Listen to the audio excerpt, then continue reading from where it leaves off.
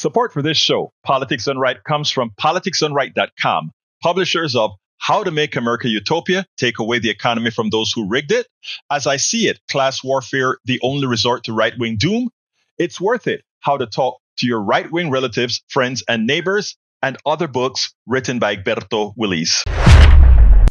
Welcome to Politics Done Right. My name is Egberto, Willies, your host. Good morning, Houston. Good morning, Harris County. Good morning to the great state of Texas. Good morning to the entire United States of America. Good morning to the world. We're going to have a great program for you today.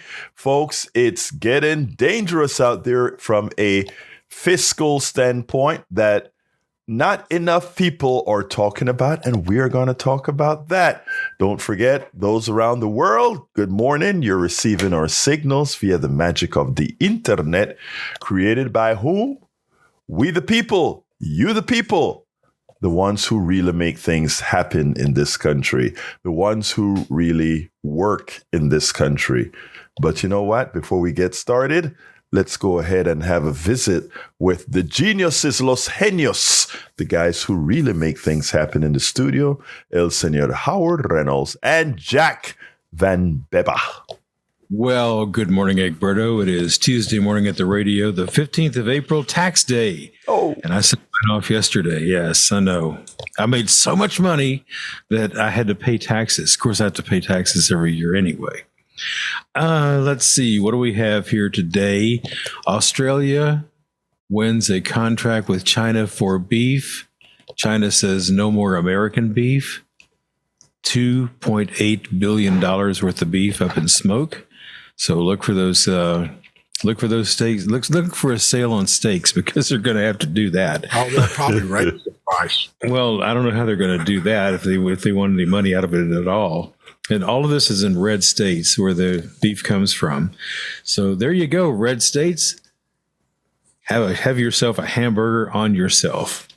You That's know, about all it is turning out that brother, he's going to be an environmental president because as the prices of beef falls in locally, these beefters are, well, you know, the cattlers are going to stop producing as much beef. Well, yeah, he's going to be the environmental president because he's going to kill all of us. And there won't be any more pollution because we'll all be dead. No kidding, right? Yeah. Oh, well, I solved the environmental problem by killing the entire population of the world. Yes, you did. But that wasn't really a good way to do it. Jack, what you got, man? Looks like you got almost a full page of wisdom here, and I can't wait to hear it. Yeah. Okay. Good morning, Egberto. How are you? Good morning, Jack. How you doing today, my brother? Okay. I'm good. The people have power of the purse and pocketbook. Now is the time to use it. The capitalists have built an economic system that works by circulating currency. The people could use this to their advantage. Save your money. This would send a message to the Fed that the people have had enough of neoliberal economic policies that enrich the few and entrap the many. Slow down your spending. Protest the terror ifs.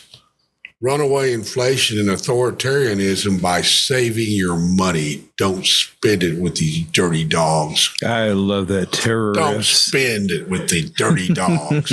Oh, yeah, those filthy mutts. All right, Egberto. You know what was great? He was saying tariffs and he sounded like terrorist. Did I get that right? Did I get that play on words right? Yeah. Terror ifs.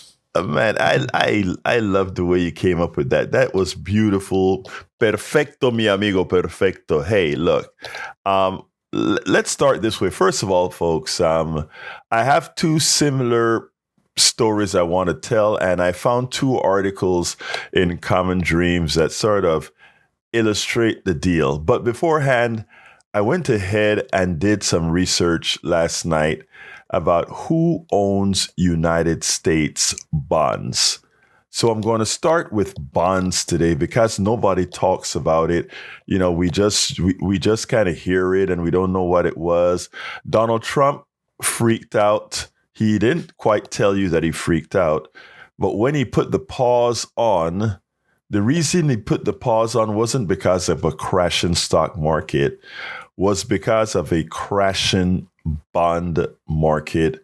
And not only a crashing bond market, but when that happens at the same time with the stock market, it really means big trouble, because whenever the stock market falls, people try to find a place to put their money. All right. And everybody tries. And the place that they put their money is what they consider a safe investment. And the United States of America is considered that safe investment. And what is the way to do that? By buying United States bonds. Well, as it turns out, right now, people don't have faith in the United States bonds for several reasons. And we ought to be careful, because I went ahead and made this list of all the countries that are holding massive amounts of United States bonds. And I want to show you something here real quick.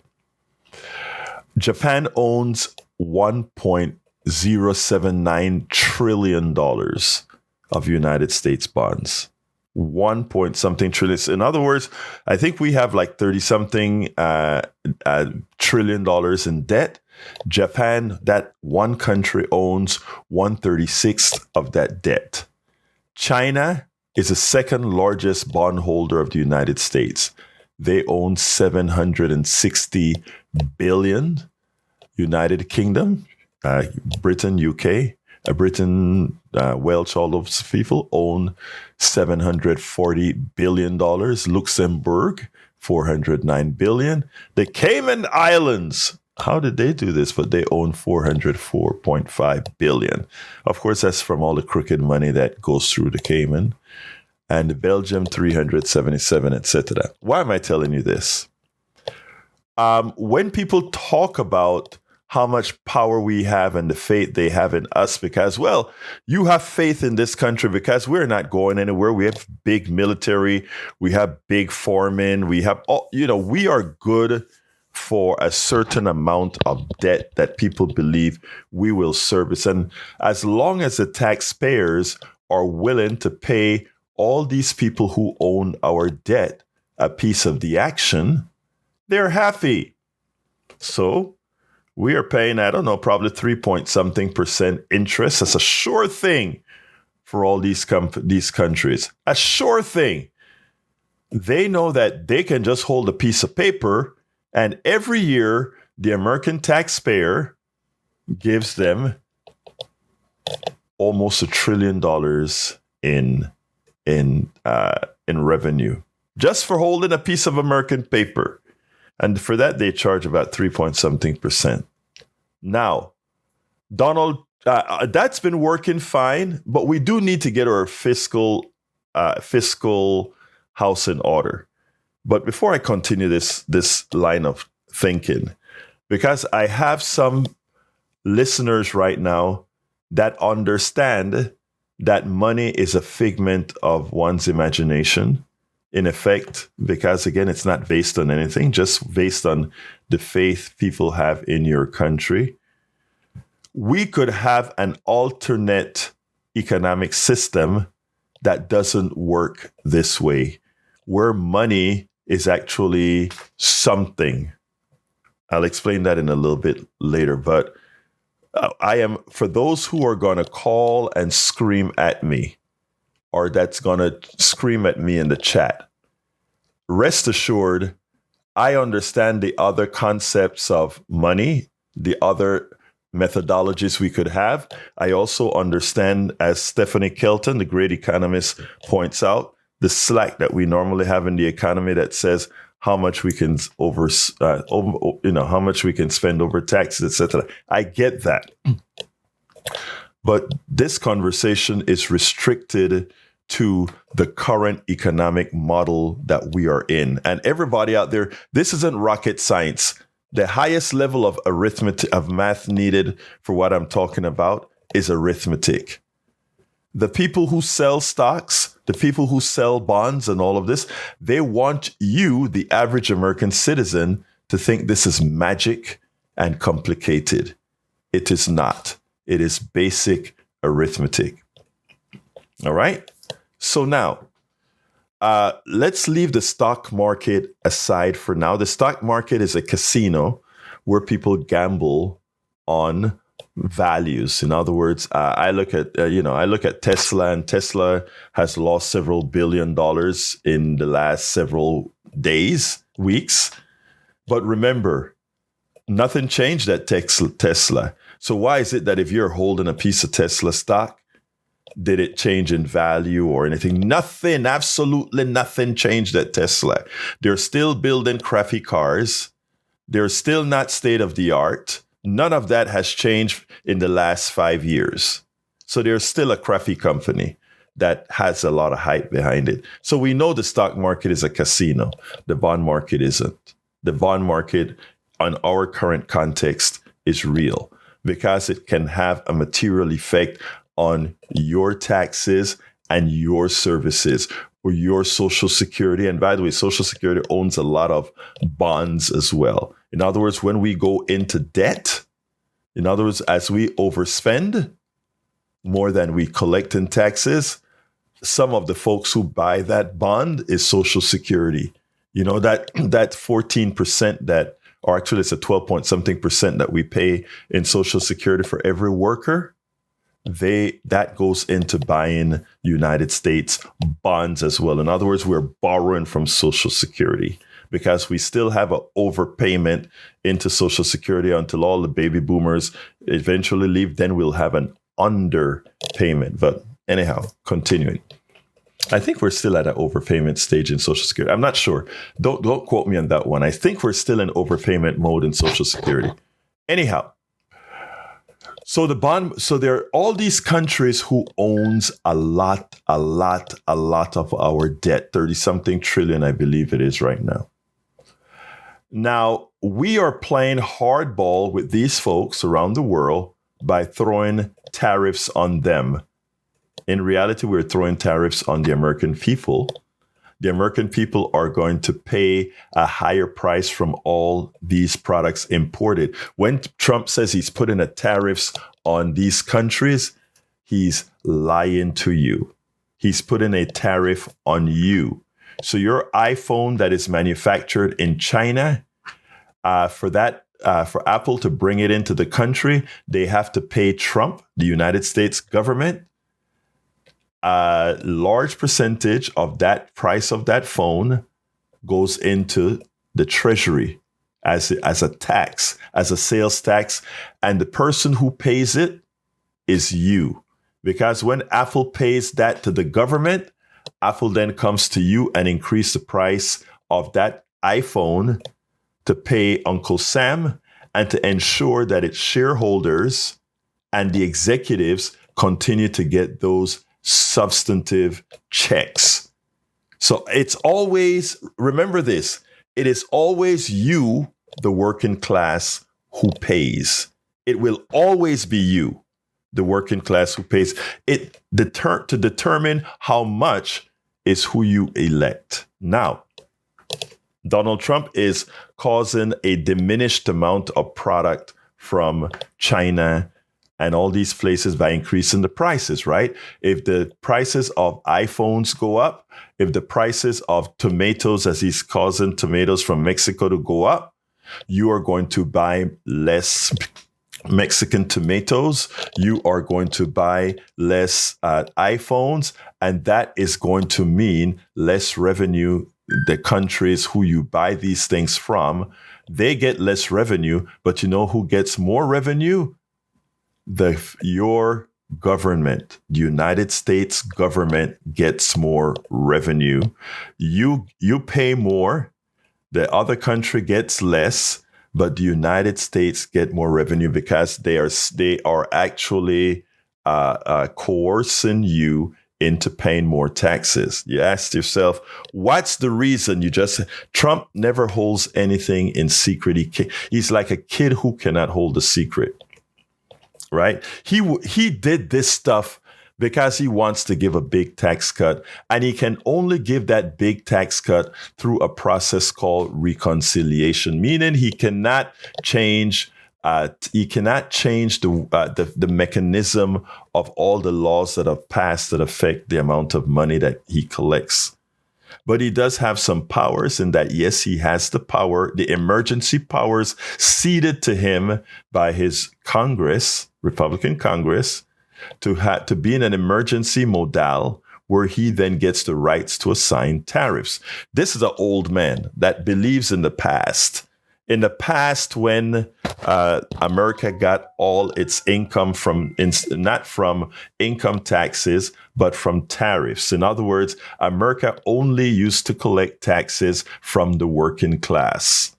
Well, I mean, the rich people buy stuff too, so they pay a little bit, but most of the taxes used to be collected from the working class. What it did is impoverish the working class because a sales tax is called a regressive tax, a tax that everybody pays at the point that they buy something. There's no breaks. What we have now in America is, it gets worse every year, but it's a progressive tax system, which means as you make more money, you pay a higher rate in taxes, which is fair.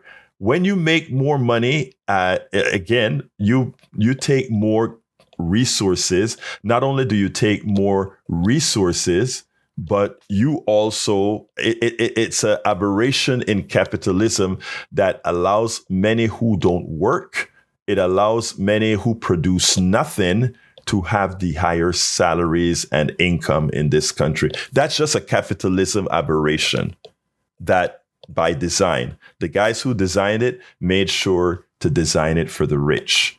It is a mechanism that rewards slavery and these other types of social existences. This is not up for debate. We've seen it throughout our history, and we're seeing it now. Now, all these countries, if one of the biggest fears, if you notice, Donald Trump fears BRICS, the alliance between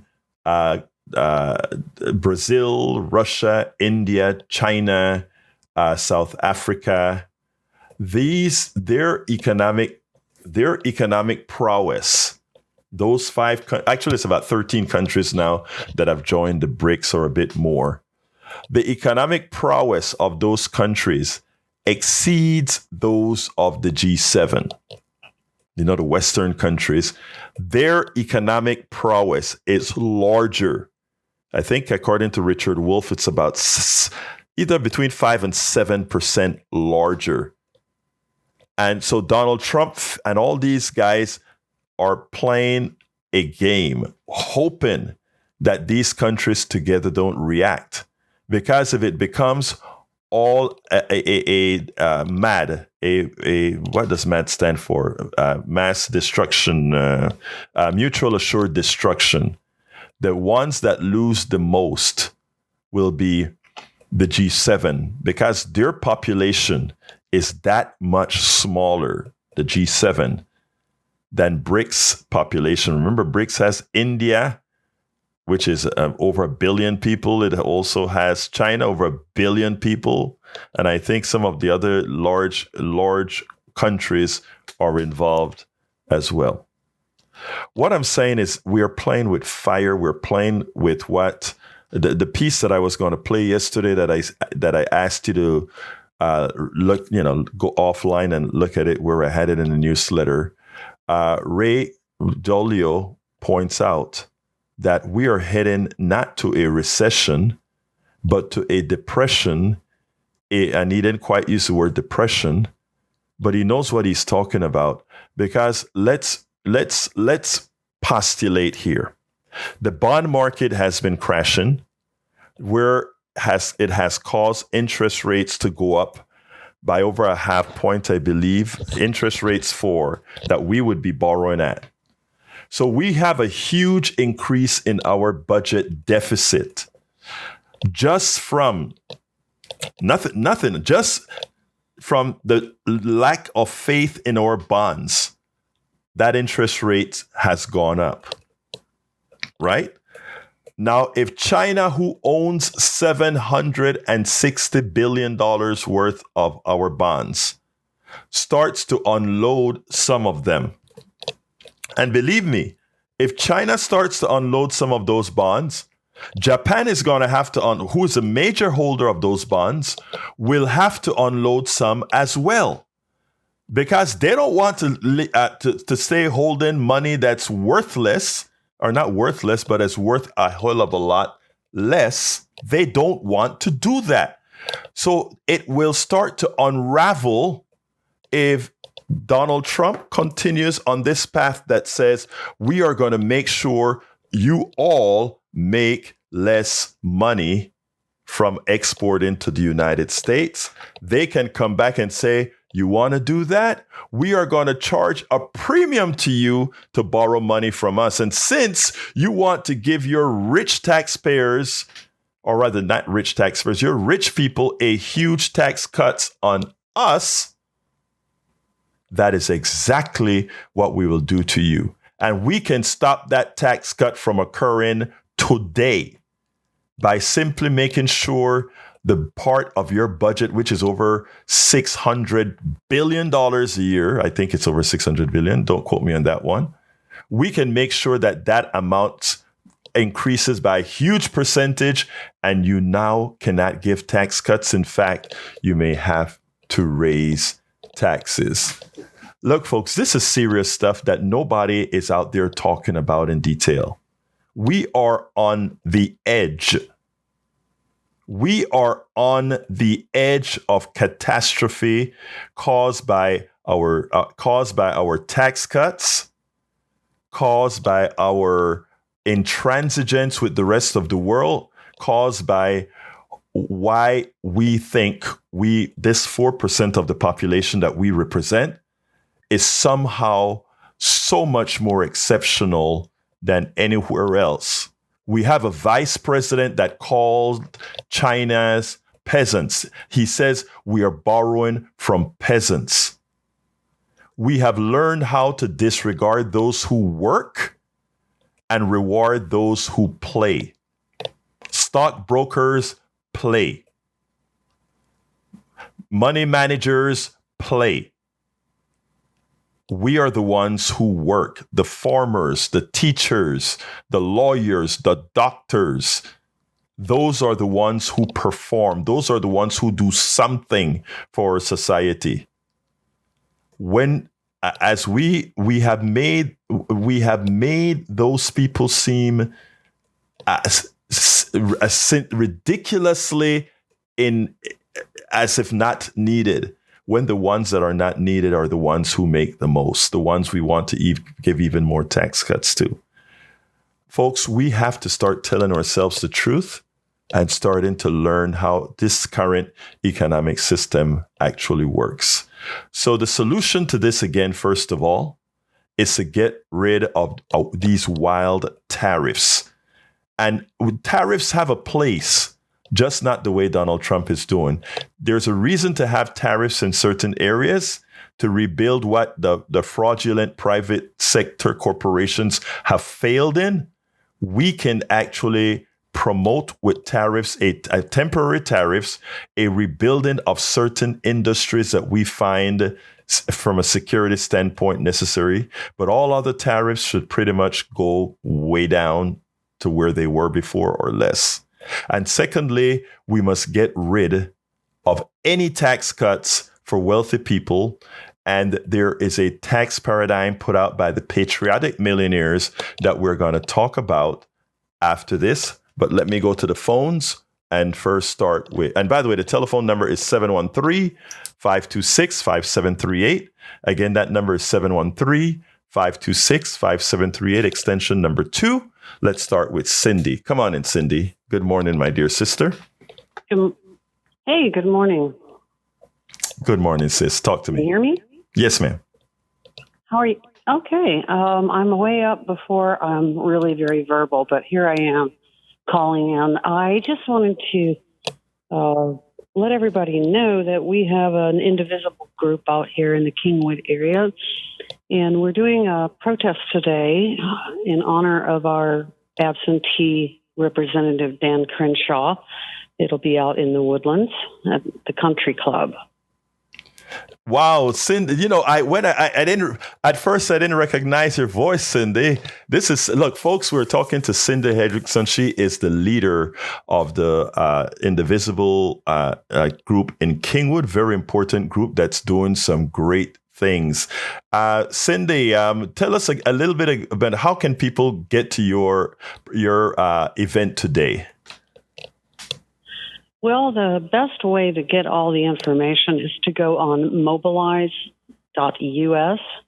and search for Indivisible Kingwood, and it should bring up our event.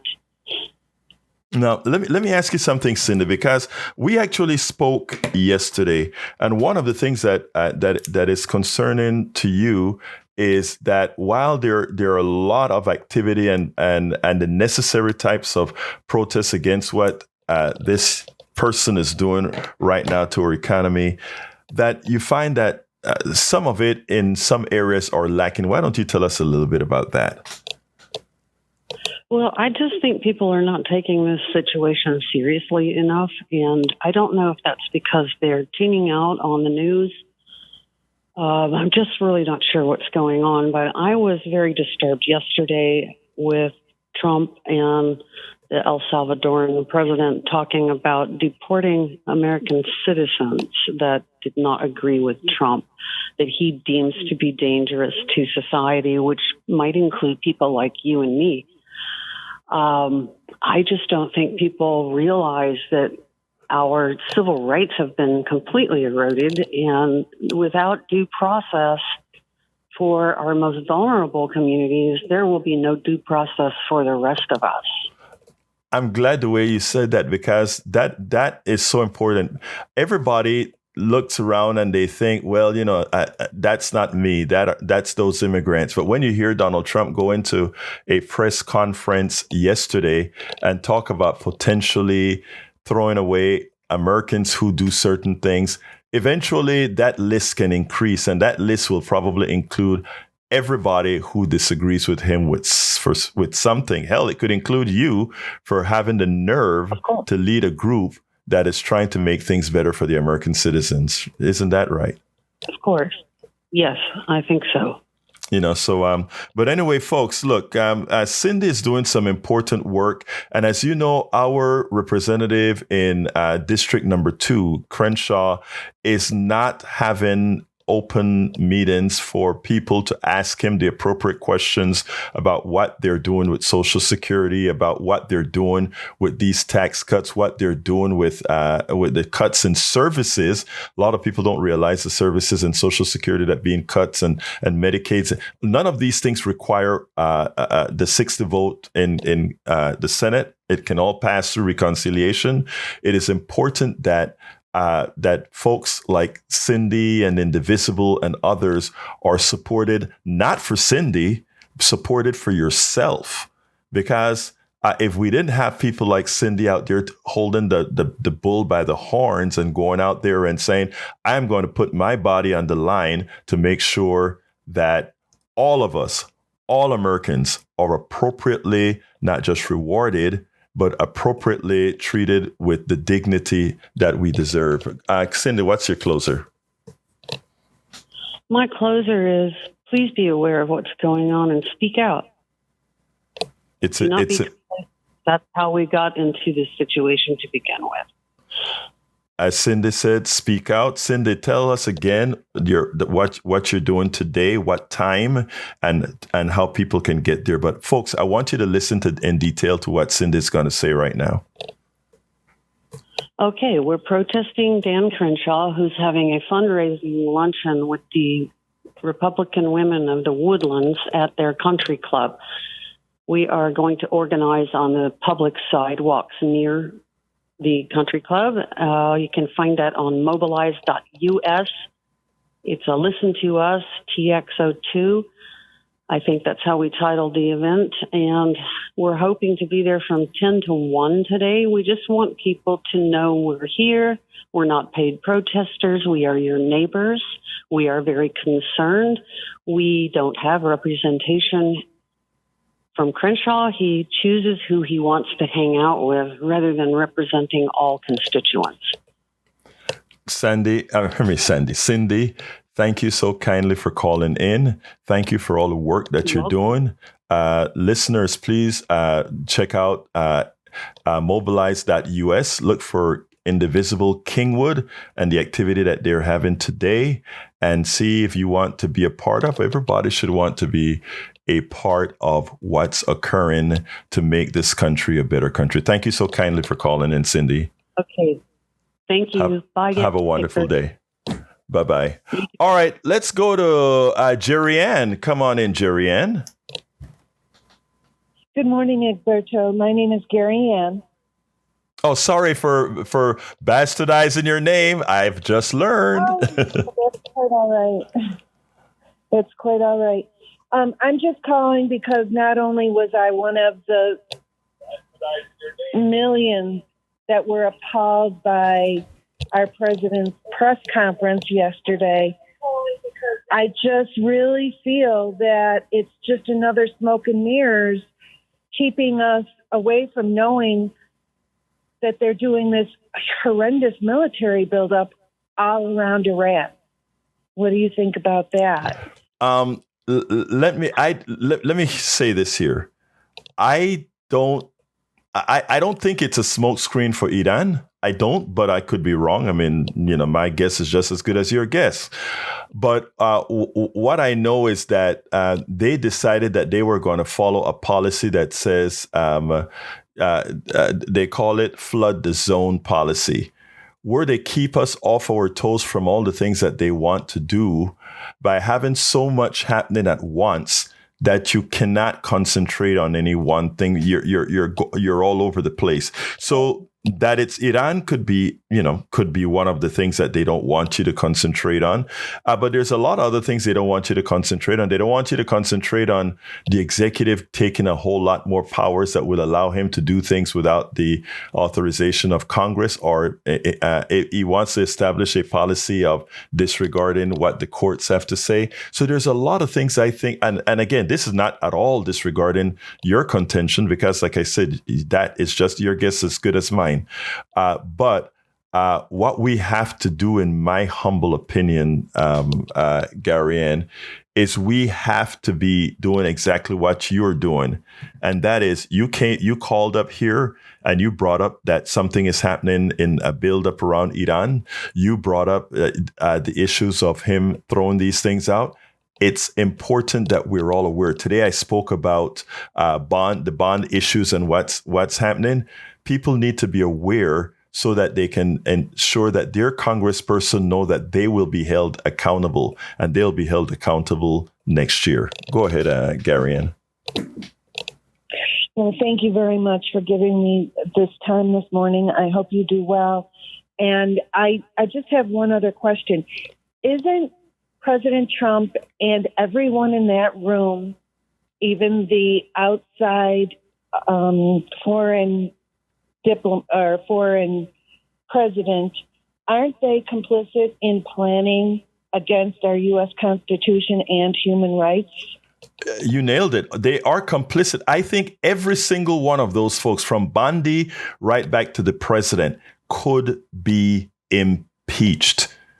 First of all, when you saw them lie about what the Supreme Court ruling actually was, and when they start implementing policies based on that, I think those are absolute grounds for not a quasi-impeachment, but a true impeachment. If that doesn't happen, that leaves our Constitution null and void. I tell you, Gary, and one of the things that I've been talking about is all the defects that we have in the Constitution. And I don't know if you heard the program when I said, the only reason our Constitution have been successful thus far is that, forget about all the things that we think badly about, whether it be Clinton, Bush, Nixon, or any one of these presidents.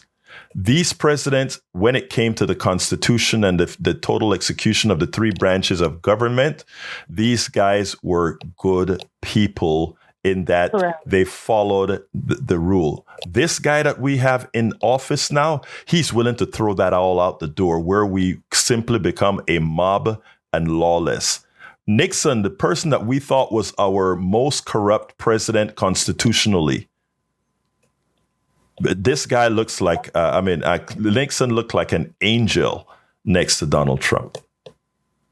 It's amazing. Anything else, Gary, on before I go to Bruce? No, but thank you so much. Thank you so kindly, Gary, and you have a wonderful day, and thank you for calling in. All right, let's go to Bruce. Come on in, Bruce. Good morning, Egberto. Good morning, my brother. Talk to me. The last two callers brought up my subject so much, so I'm going to ask something else. The little bit I know about economics, I learned from listening to you, and I thank you for that. So this next question may be a dumb question, but I got to ask it. When China said with their last tariff raise that it was going to be the last one, then they would have to resort to other means. Could that be a shot across the bow regarding bonds? I'm done. Yeah, thank you. First of all, thank you for that question. And secondly, no question is dumb. China has so many different options against the United States. When you make yourself a country who, to protect the rich, you will borrow from anyone, just to protect the rich. Remember, that's the reason we borrow money. We have enough money that we don't have to run a deficit, but we do it to protect the rich. And to answer directly to your question is yes and more. And let me explain. Yes, they will unload bonds, and that will cause our bond rates to go, the value of the bonds to go down, the interest rates to go up.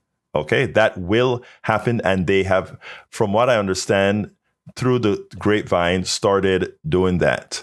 And they want us to know through the grapevine that they're doing that. But the other thing is what they did yesterday, Bruce, and that is to halt shipment of heavy rare earths.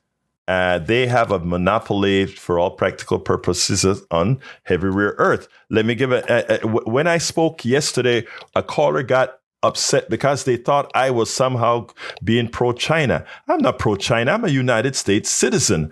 I am a United States citizen living in the United States, but we have, to put it bluntly, in order to protect our wealthy, we have stupid policies that hurt the working class and put our country in danger. We are the patriots.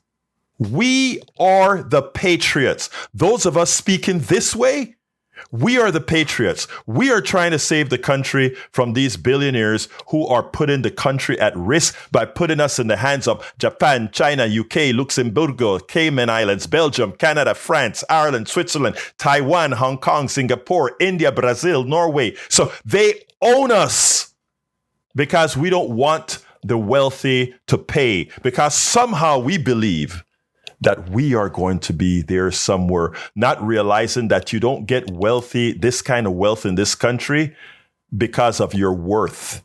You get it because you're invited into the club. None of these wealthy people create anything. You all, Obama got into trouble because he said you didn't make that or something like that, and he got into trouble. Unfortunately, he was telling the truth. Everybody that's listening to my voice that is getting up in the car going to work, whether you agree with my ideology or not, you are the one that has value. You are the one creating something. You are the one doing something. You are the one working with your hands. That farmer that voted for Donald Trump, who Donald Trump just screwed, you are the one that has value in this country. Why don't you support those who value you? We have to start thinking outside of the box and stop allowing prejudices and all these things to govern our vote. Bruce, anything you want to say before we move on? No, I just want to thank you again because I don't know anything about economics. I got most of my education from listening to you. I'm done. Well, thank you, my brother. I appreciate those kind words. You have a wonderful rest of your day. And I want to salute Cheryl Elkins, who says, Amen, Egberto. We cannot be silent. We need to band together to fight these tyrants. And I'm glad that you put it in plural, Cheryl, because Cheryl is on Substack. We also have from LBW, I think that's Lauren, says exactly those companies are not eating those costs. They're adding it to our costs. And you nailed it again, LBW. I want to say a welcome on the chat to Joe from Los Angeles. Joe, yesterday in the afternoon, you said you were still under the gun from your COVID, long COVID. I hope you're feeling a little bit better today. She says, incredulous and mind-blowing and impossible to comprehend. That's why people aren't reacting. Their minds are blown. We are here to unblow their minds, Joe. That's why we all listen and talk together. Welcome, Lee, the beer cat from Austin, Eric Hayes from Kingwood, Atascocita, Joe from Los Angeles, California, and all of you in the Deanne McCord, Juana Glover, Cheryl Elkin, Cynthia Herx, be with them. 2 minutes to call out right now. Uju M. Thank you, Uju M, from joining. Sarah F. Faircall, Carolyn Bright, and many others on our Substack. Cheryl Elkin says, good morning from Massachusetts. Good morning, Cheryl. Let's go to Betty. Come on in, Betty. How are you doing this morning? I'm doing fine, I guess. But anyway, on the taxes, Mark White, he started he got Texas in the tax mode, and we had a business, and we had to count pennies and collect them from collect them. We had to gather it up, the sales tax, and get it together and send it off with a ribbon tied around it. It was hard at first. And the sales tax people over on the North Freeway, they're brutal. They can put a freeze on your bank account. They're so low. And anyway, it goes for the IRS too. So taxes. God, please do what we need the tax people and Trump to go. Thank you. Thank you, sis. You have a wonderful day, Betty. Love you, girl. You take care, and you keep that faith up. All right, Lee, the beer cat, is on the chat defending. What does wealthy have to do with the COVID debt? Do you really want me to answer how the COVID debt came about? Do you really want me to do that? Because I can draw you a distinct line where a lot of the COVID debts are implicitly caused by not only our taxation system, but because of, well, look, I'm not going to go into that today because that will bring up an entire new can of worms. But suffice it to say this: all of you in the chat, basically the two men in the chat that are there being a defense on the wealthy. I say this with respect, but you are the problem. Because I say this and I mean this, for very prejudicial reasons, you accept the damage that is occurring today to many because of your choice of that thought process. There are certain things that are mathematical. And again, as an engineer, that's all I really care about, math. And the math that governs our economy is all wrong. Go ahead, Brian, come on in. Yeah, good morning. What I don't understand is someone like me can explain something to you, and you have another man from Venezuela. We've actually lived through what you want here as a process, and that process doesn't work. But you continually try to brainwash us into thinking that it does. Okay, it doesn't work. There's no incentive to develop a product if you know you're only going to get a certain amount of it. Okay, of the profit. All right, there's a minimum wage, of course, here in the United States. But you know, in communist countries and other countries, there's a maximum wage to be paid. That's why the Chinese products are so cheap. They're slave labor. So I don't understand your thinking. First of all, I don't know what you're talking about. I am not trying to make America Venezuela. I'm not trying to make America China. I'm trying to make America fair. And what you fail to realize is that you're indoctrinated into a false system. And let's just forget about all the other countries except China for a change, okay? The problem with too many Americans, and including, let's say, many who come over here, I suggest you go visit China sometime. I suggest you go to Shanghai, Xi'an, and all these major metropolitan centers that make our infrastructure look like a joke. Because when you talk about this poverty, or when you talk about lack of incentive and all these other issues, I suggest that you go there. It is very presumptuous of you to believe that the only viable economic system is what we have here, when what we have here is turning the peasants the Chinese peasants that the vice president talked about could easily reflect what we have in Appalachia, the ghettos and the barrios. Okay?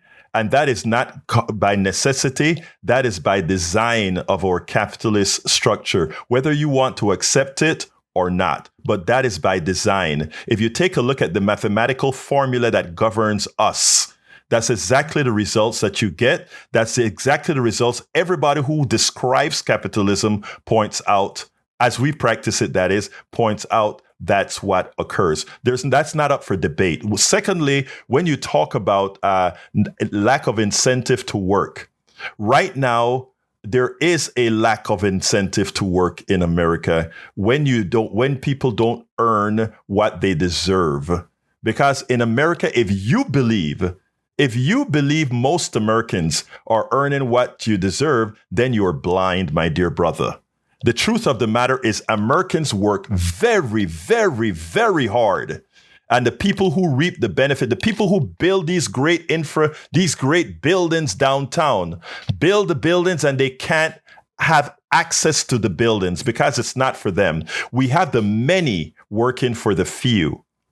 So you can continue to be colored-eyed and not see what reality really looks like. But as a host, as a responsible host, as an educated host, I refuse to allow the indoctrination and the misinformation that we get from many to rule the masses. It will not happen from a politics done right, my brother. I love America too much. Those of us who speak this way are patriots. The rest, those who carry the water for the wealthy and the plutocrats are implicit traitors. Have a nice day. Let's go to Patrick. Hey, good morning. How are you? Good morning, my brother. Talk to me. I thought that the Leah Bearcat's question deserved an answer, so I wanted to answer it.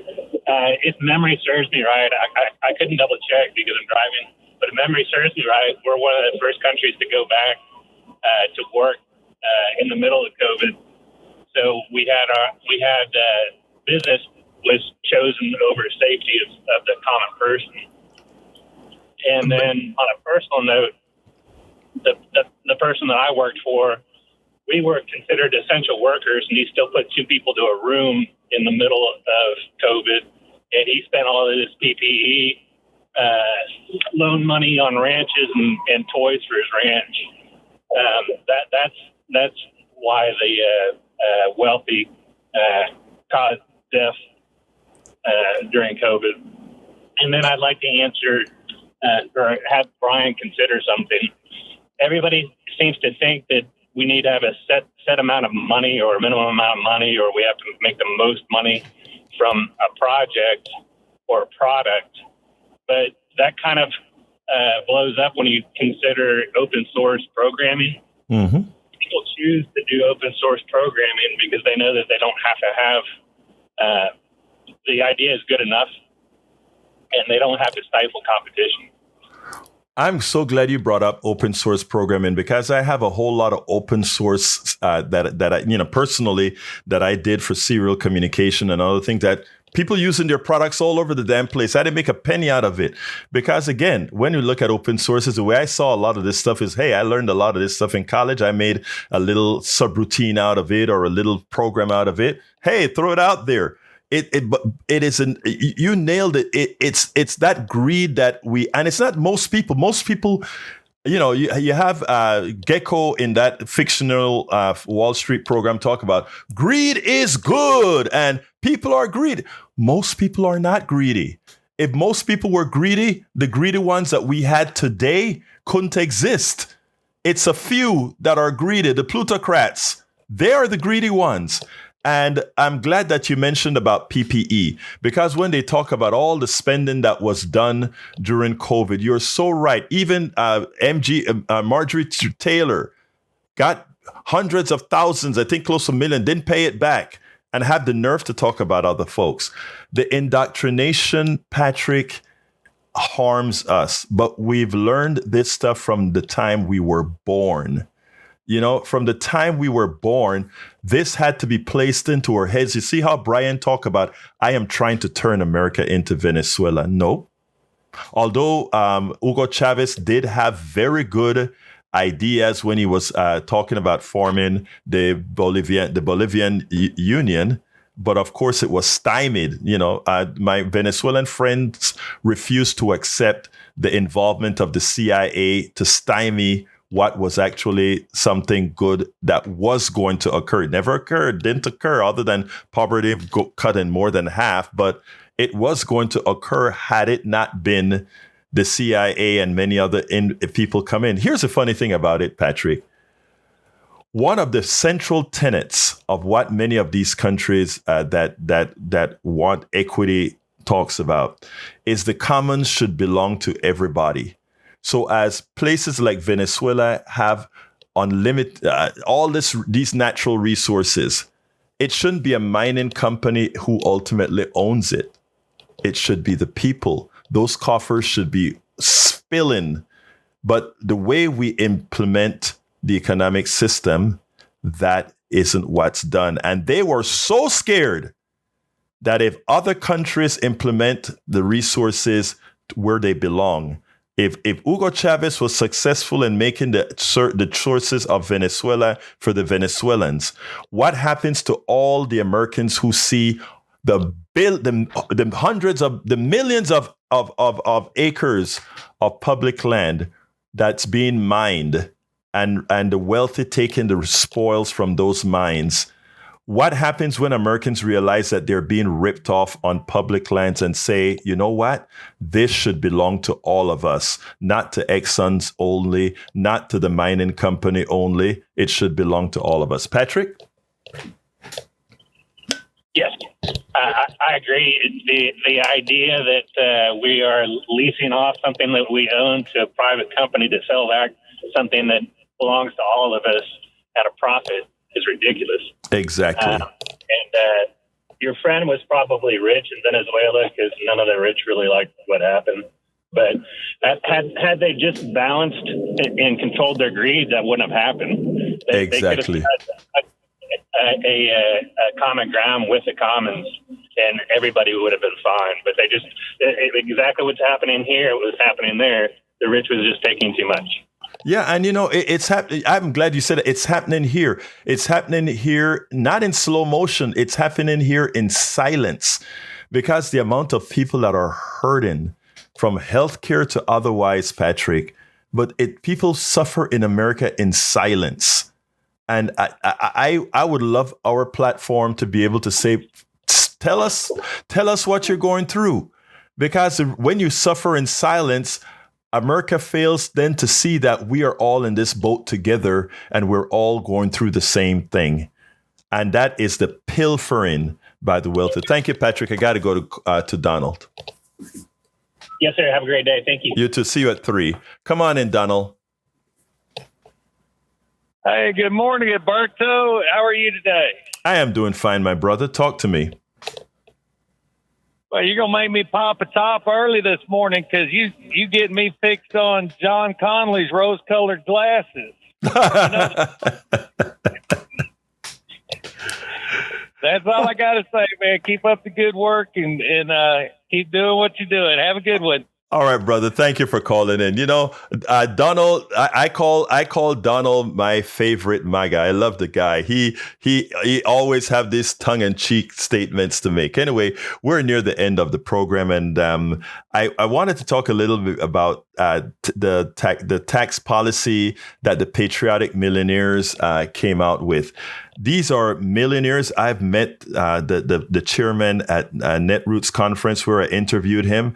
I'm trying to set up another interview with him. They came out with a list of policies that they want to implement to really start bringing some equity in the United States. These are millionaires who made their own money. These aren't millionaires that made their money from on the backs of other people. These are real millionaires that have supermarkets, stores, all these different things that they built. They truly built it. There are no Bezos. There are no, they built these things and they worked their companies, and they believe in paying back to the United States and doing it right.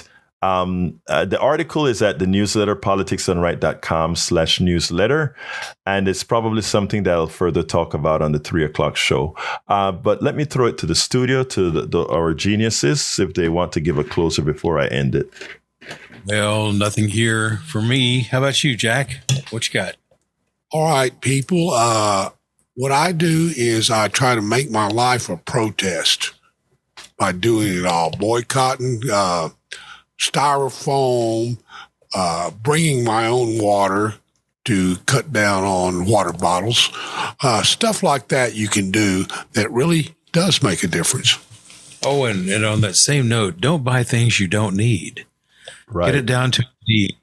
See, I've got a 2-year plan ahead, and I've got to start not buying things I don't need, because I'm bad about that too. Mm-hmm. I'm bad about consumerism, and Amazon makes it so easy. Yes. Oh my God, it's so easy. And Micro Center too. I told Micro Center, I said, you should ban me from this store. I used to love that store too. I used to build computers and sell them. I used to love that store, man. Oh, me too. Me too. It's the biggest toy store ever. But I told him, I said, put my driver's license up and say, if this man comes in here, throw him out. No problem. Man. All right, Howard. Look, guys, I love you all, detractors and everyone else. We're in this stuff together, whether you know it or not, guys. And I mean that from the depths of my heart. Please remember to go, or rather, the rest of the program is at politicsdoneright.com/newsletter, politicsdoneright.com/newsletter. You can talk to me directly by writing to KPFT at politicsdoneright.com, KPFT at politicsdoneright.com. Love you all. My name is Egberto Willies. This is Politics Done Right, and you guys know how I end this. Baby, I am what? Out. Support for this show, Politics Done Right, comes from politicsdoneright.com, publishers of How to Make America Utopia, Take Away the Economy from Those Who Rigged It, As I See It, Class Warfare, The Only Resort to Right-Wing Doom, It's Worth It, How to Talk to Your Right-Wing Relatives, Friends, and Neighbors, and other books written by Egberto Willies.